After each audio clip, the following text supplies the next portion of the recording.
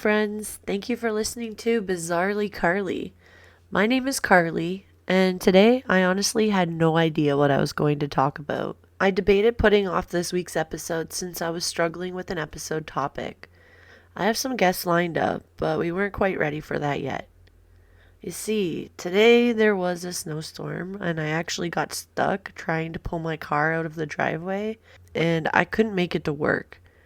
I literally had nothing to do today but to sit and think of ideas for the podcast, and yet nothing felt right. It didn't take long before I started to beat myself up over the fact that I couldn't come up with a topic. I started to question if I should even be doing podcasting if I can't come up with a topic each week. You see, this is what I do. Self-sabotage. As soon as the going gets tough, Carly usually gets going. Or at least thinking of every reason why I shouldn't continue doing whatever it is I'm doing at the time. It doesn't matter how passionate I am about it, how much joy it brings me.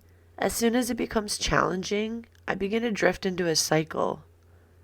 I start to then look at the views on my videos or podcast episodes, and I notice there aren't as many views or comments as I'd like. Forgetting the fact that that was never why I started doing this. But I notice these things because it hurts my ego. Now I'm not good enough, and the cycle just continues. I see it happening, and usually I give in to it. You see, I made a decision recently to start listening to positive books about success and wealth while working 8 hours on the assembly line every day. And I've decided the only difference between myself and someone who is successful and happy is the fact that they never gave up. What is success? It depends on the person. For me, success is being able to do what I love because I love to do it. Not for the views and not for other people's opinions of me. The only difference between me and someone who is living their dream is that they haven't given up. When things go wrong, they kept going.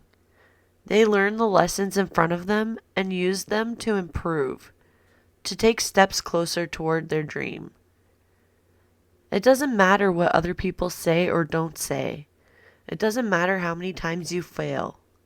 What matters is when you feel that passion pulling inside you towards something, you go with it.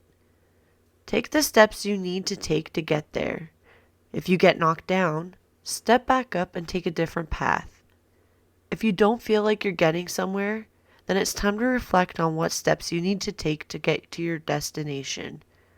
Perhaps there is more you can be doing, and something is holding you back, such as, in my case, fear. I realized the fear of failure paralyzed me. I knew I was only giving no more than 50% at any given time ever, yet I constantly beat myself up for failing. It hardly makes sense. I realized with the fear of failure came the fear of success. When I realized I was afraid of success, I had to ask myself why that was. The sad truth is, because I never felt good enough or worth enough for that success. For years I was in this cycle and I had no idea why. And if we have no idea why we are doing something, we have no way of fixing it. I feel like time and time again, I come back to the issue of self-love. I think it's so important to find the things that light your soul on fire and embrace them. We have to believe we are worth our dreams. If we love ourselves and see our worth, then we can find the strength to fight our fears because we know we are worth it. Another reason for self-sabotage is to feel in control of the situation, which for me completely makes sense because I feel like I'm a control freak. Success is full of uncertainty. In order to get there, you have to take chances and relinquish control. You have to trust the process and trust fate. You risk losing, sure, but you forget the reward could be so much greater than that. According to entrepreneur.com, there are 8 ways to stop self-sabotaging your success. Number 1, understand self-sabotage. Many of us are engaged in self-destructive behaviors that have become habits. We allow these behaviors to continually undermine our success and happiness, but we may not even recognize that we're doing it. Self-sabotage is when we do something that gets in the way of our intent or of our bigger dreams and goals. We want something, but somehow we never accomplish it. Why? Because somewhere deep in our subconscious, we're fighting against that goal. Your subconscious probably sees self-sabotage as self-preservation, a way to safeguard and defend yourself, even if it's no longer needed. Some of our self-sabotage is so subtle, it's easy to miss. Number 2, recognize self-sabotaging habits, such as procrastination, negative self-talk or negative thinking, and perfectionism. Number 3, identify root causes. Acknowledge what is causing you to sabotage yourself, and then start making changes to stop those behaviors. Number 4, take time for self-reflection. The most successful people are the ones who take time to think through their choices, decisions, and actions. Successful people learn from what worked and what failed to work. They then adjust their course of action by taking a different approach. Only through self-reflection will you gain the necessary insight, perspective, and understanding to begin the process of change and transformation. Number 5, find your inner positive voice. Negative internal dialogue is a pattern of self-limiting thoughts. Start replacing that critical inner voice with positive, encouraging thoughts. Once you start to see the ways in which you are limiting yourself, you can start effectively countering that behavior. You can start building positive behavior and create an affirmative, confident voice to guide you.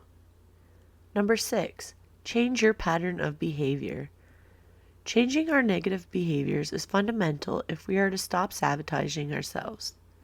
In every moment, we're taking action that either moves us toward or away from the person we want to be and the life we want to have. The behaviors you keep permitting yourself to do are the ones that are going to keep you from doing what you most desire.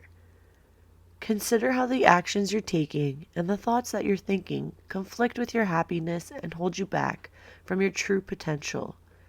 Then look for ways to replace old patterns with new ones that are more helpful in achieving your goals. At first, we may need to learn to change our behavior by avoiding certain triggers, such as negative people or challenging circumstances that cause us to react in unfavorable ways. If there is a stressful situation that triggers you to react in a negative way, look for ways to bypass or deflect while you learn healthy ways of handling the situation. Number 7, make small meaningful changes. Begin by making small meaningful changes that you'll slowly build to create larger transformations in your life. If you're disorganized, or constantly getting off track from what you should be doing, take 5 minutes every morning to tidy your desk and write a to-do list. If you're missing deadlines, sit down and come up with a reasonable timeline to get your project done. Then take steps to meet those goals so you accomplish your objectives and build self-confidence. Number 8, set goals and make plans. We often struggle with self-sabotaging behavior when we don't know what to expect. The unknown can make us feel off kilter and on unsure footing. Instead of moving forward with confidence, we respond to situations negatively. We allow ourselves to crumble, and then we retreat, feeling incompetent and incapable. The best way to counter this is to lay down solid plans and goals for the future. By having firm, thoughtful plans for each step we take, we will feel more confident about our intentions and what we're doing.